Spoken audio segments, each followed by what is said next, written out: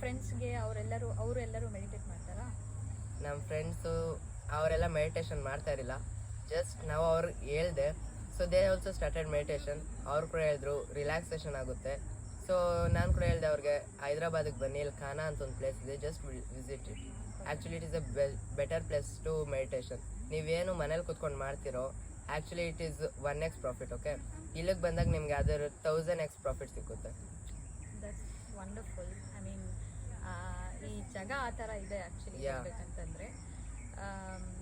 ಈಗ ತುಂಬ ಜನ ನಿಮ್ಮ ಏಜಲ್ಲಿರೋರು ಸಾಧನೆ ಮಾಡಲ್ಲ. ಅವರಿಗೆ ತುಂಬ ಕಷ್ಟ, ಕಣ್ಣು ಮುಚ್ಕೊಂಡು ಕೂತ್ಕೊಳ್ಬೇಕು ಅಂತ, ತುಂಬ ಥಾಟ್ಸ್ ಬರುತ್ತೆ, ನಮಗೆ ಮೆಡಿಟೇಟ್ ಮಾಡೋಕ್ಕಾಗಲ್ಲ ಅಂತ. ಸೊ ಅವ್ರಿಗೇನು ಹೇಳ್ತೀರಾ? ಅವರು ಕಾನ್ಸಂಟ್ರೇಷನ್ ಜಾಸ್ತಿ ಇರಬೇಕು ಮೆಡಿಟೇಷನ್ ಮೇಲೆ. Just focus on your art. Okay, ಅದು ಥಾಟ್ಸ್ ಬರೋದು ಇಟ್ಸ್ ನಾರ್ಮಲ್, ಅದನ್ನು ನಾವು ತೆಗ್ದಾಕೋಕ್ಕಾಗಲ್ಲ. ಸೊ ಜಸ್ಟ್ ಅದ್ರ ಬದಲು ನಾವು ಆರ್ಟ್ ಮೇಲೆ ಫೋಕಸ್ ಮಾಡಬೇಕು. ಸೊ ಆ ಥಾಟ್ಸ್ ಆಟೋಮೆಟಿಕ್ಲಿ ಅವಾಯ್ಡ್ ಆಗುತ್ತೆ.